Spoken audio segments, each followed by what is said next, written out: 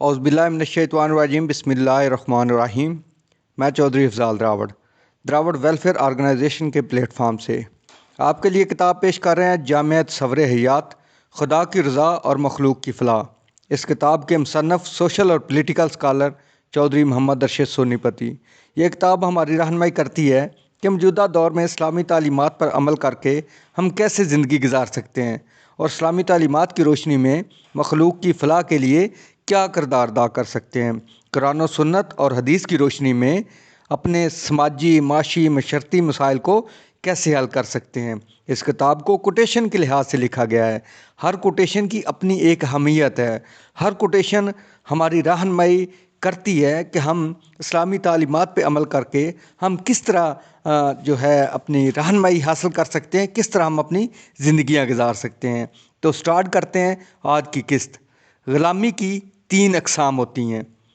Number 1, माशी व इक़्तिसादी ग़ुलामी। मकसद ग़ुलाम कौमों को लूटना होता है। नंबर 2, सियासी ग़ुलामी। मकसद हसूल मईशत के लिए ही सियासी बालादस्ती कायम रखना। नंबर 3, फ़िक्री व नज़रियाती ग़ुलामी, यानी कौमों की सोच को तब्दील कर देना कि कौमें ग़ुलामी और आज़ादी के फ़र्क को समझ ही ना पाएँ। ये जदीद तर्ज कौमों को दायमी तौर पर ग़ुलाम बनाने की कोशिश है कि ग़ुलाम होते हुए भी ग़ुलामी का एहसास ना हो और आज़ाद समझकर आज़ादी मनाना। इस से ग़ुलाम नहीं समझेंगे तो ग़ुलामी के ख़िलाफ़ जिद्दोजहद कैसे करेंगे। यानी कि अगर इंसान अपने आप को ग़ुलाम ही नहीं समझेगा, वो आज़ादी मनाएगा, तो ग़ुलामी से दूरी, ग़ुलामी से निजात हासिल करने के लिए वो कोशिश कैसे करेगा। इसलिए इस तरह के इस्तिसाली तरीक़ा का कार बलादस्त कुव्वतों का ख़तरनाक तर्ज़ अमल होता है। यानी कि जो इस तरह का तरीक़ाकार होता है, जो कुव्वतें जो आपको कंट्रोल करती हैं, वो आपका इत्तिसाल करती हैं।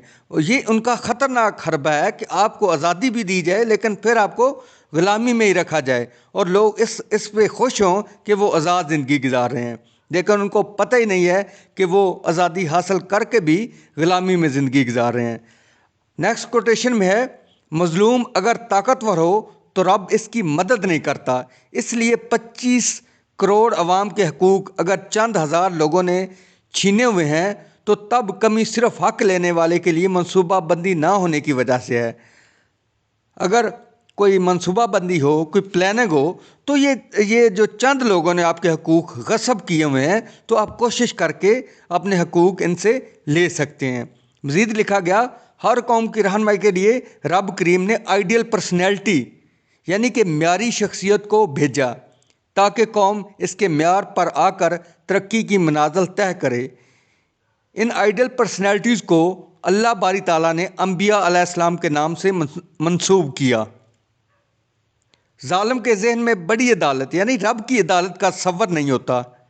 वो किसी भी मज़हब से तल्लक जोड़ने के बावजूद आखिरत की जज़ा और सज़ा को नहीं मानता।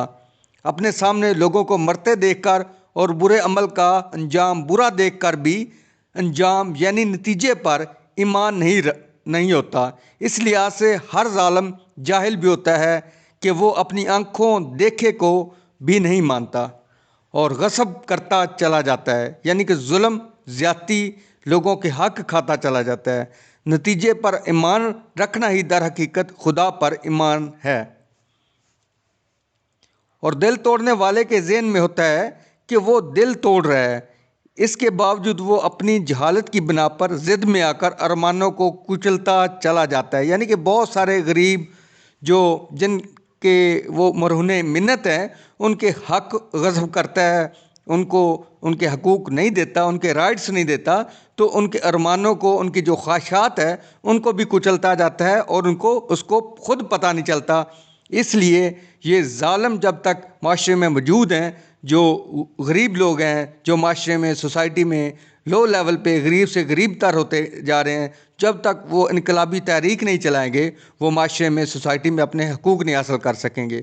मज़ीद कोटेशन में लिखा गया, ये छोटी छोटी जुलूसड़ियाँ यानी कि छोटे छोटे जुलूस और बेमकसद बेहंगम हजूम अवाम को बेजार करके शौरी तहरीक की क़ियादत اور بامقصد معاشرتی تبدیلی کے لیے بڑی سیاسی تحریک کے راستے میں رکاوٹ بنتے ہیں۔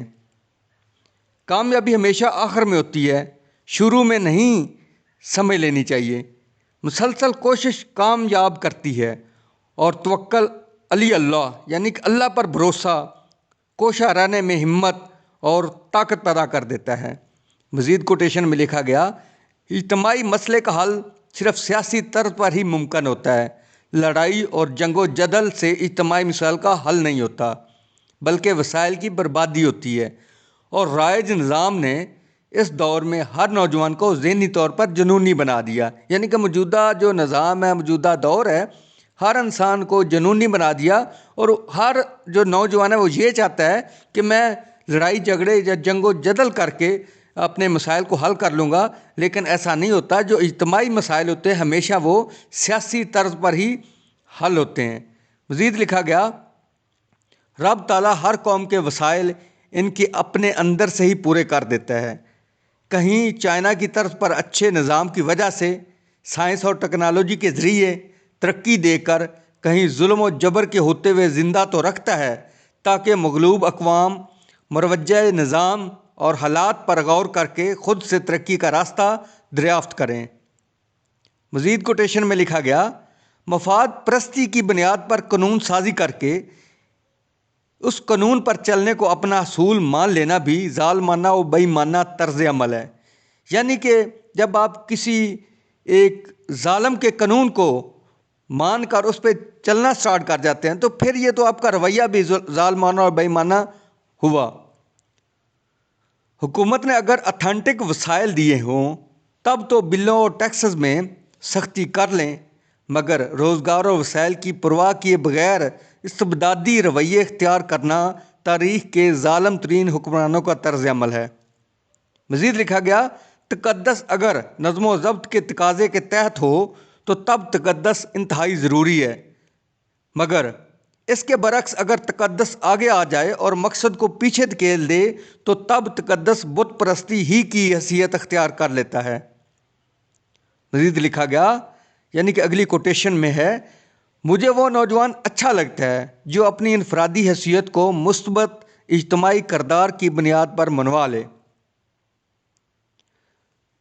یہ جو کوٹیشن ہے اس میں آگے مزید لکھا ہے، عوام کی ابتر یعنی کہ بری حالت مجھے بے چین کیے رکھتی ہے، اور میں سوچتا ہوں کہ میں سب کچھ عوام کی نظر کر دوں، مگر پھر میرے ذہن میں یہ سوال اٹھتا ہے کہ اس سے تو کروڑ ہا عوام کا کوئی مسئلہ حل نہیں ہوگا، اور جب غور کرتا ہوں کہ اس طرح کے عارضی حل کے لیے تو ہم سے کہیں زیادہ سرگرم عمل اس نظام کا پروردہ یعنی کہ مہارت یافتہ طبقہ زیادہ نظر آتا ہے، مگر دائمی حل تو اجتماعی سیاسی جدوجہد کے ذریعے انقلاب سے ہی ممکن ہوگا۔